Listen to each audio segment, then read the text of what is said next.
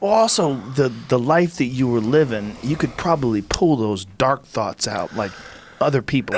Well, I would probably can't. I'd sit in a bar, man, and write stuff down, you know. And the next day I'd pick it up and read and go, oh my God, what the fuck was I thinking?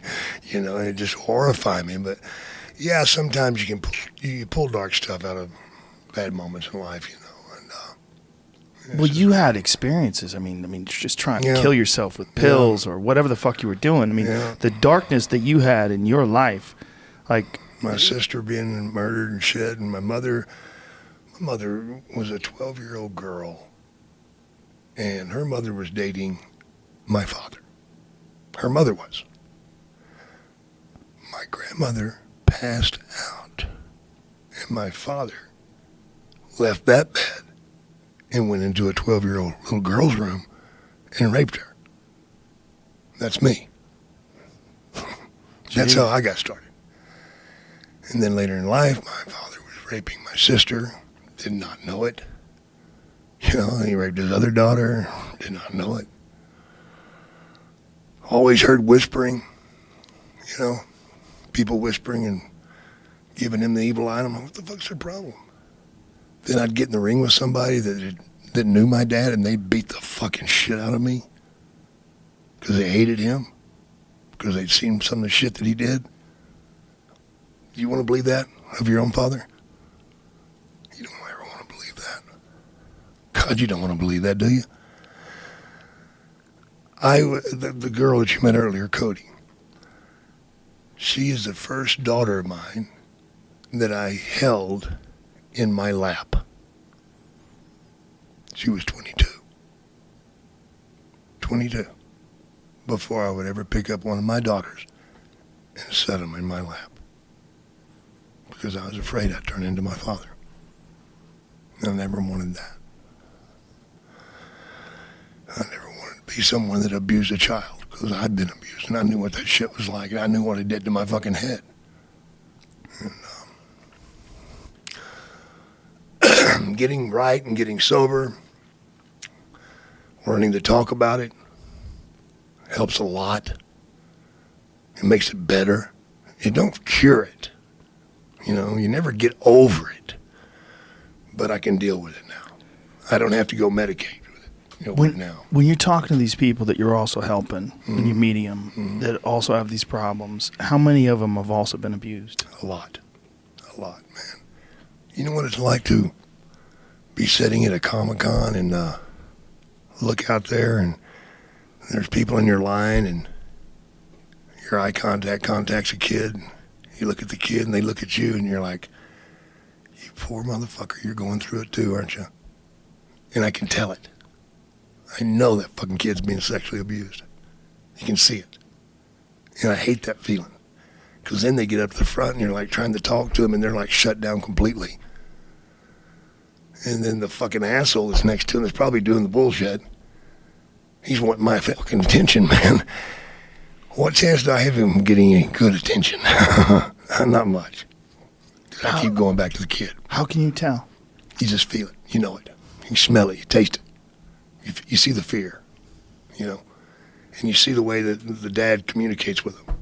And you see their reaction. They won't look at you with their eyes, you know. Really hard to get them looking you in the eyes, man. It really is. And I remember I told somebody one time that probably the one thing that helped me in my early life about going through all that sexual abuse and bullshit was I learned how to lie at a very young age. The reason I learned how to lie is because it helped get me to a safe place. You know, I learned to judge people and their attitudes. You know, I knew what buttons to push and what buttons not to push with my stepmother. I knew what was a safe place, and if there were key words that come out from her, I knew to fucking go hide. I had to start reading this shit. Then I had to start coming up with storylines and stuff to get me out of shit so I wouldn't be put in the position to get gotten again. When you're learning that shit at 12 and 13, brother, you're getting some fucking knowledge. But it's a motherfucker, man. You know, just to have to go through it. And I don't know, brother. I mean, if there was ever a reason to Bring back the big one, the gas or bullets or whatever, or hang. I think hanging's perfect for anybody that abuses kids. Let's make a public fucking hanging. Fuck 5 years in jail. Fuck you, motherfucker. Put you dancing on the end of a rope. That'd get people's attention. It might stop some of it. Yeah, I don't know how to what would they do that would stop it completely, but it's one of the most disturbing characteristics of people that's even And possible. nobody wants to talk about it. Nobody wants to talk about it. The kid damn sure don't. Mm. Because here's what happens to the kid 9 times out of 10. They raise their hand and they say something. Then this group comes in, cops come in, they say this, that. Well, he's probably just exaggerating, this, that. You have to go home with him. Oh, fuck no. You can't put that kid back in that house. Right. What chance do you have now? Right. Or you end up in an orphanage where You're getting raped again. Yeah, who wants to Holy volunteer shit. at an orphanage more Right. than a predator? And that's the other problem is a lot of kids that get abused like that wind up abusing other kids. Absolutely. It's Even what you're taught. Yeah. Sandusky had that whole charity for kids. That was his whole That thing. was just nut, man. Yep. Yeah. I'm going to open up an abused children's home. That way I'll Yep. know where to go get one. Yep. Well, we also knew that the kids were damaged and they would be used to it. You know what we call love? It can be an ugly thing. You know, sometimes a kid looks to get his ass kicked because that's the only type of love he knows. That's true. You're a powerful man to have gone through all this and to be able to express it so honestly to everybody.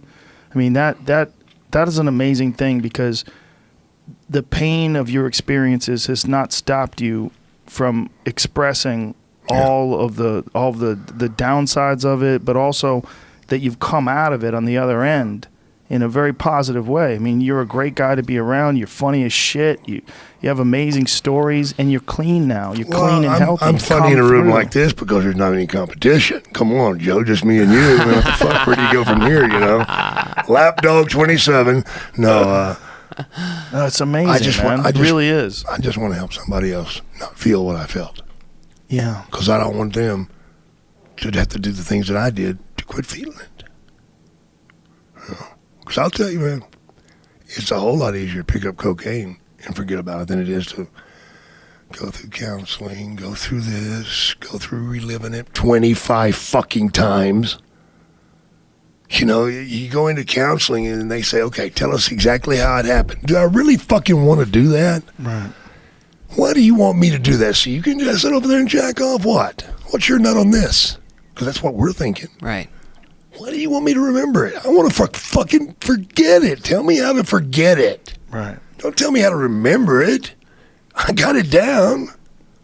What was ultimately the thing that allowed you to stay clean? When you had faltered 5 or 6 times, whatever it was, what was ultimately the thing that allowed you to get past all this and just to embrace sobriety and being healthy? I think it was just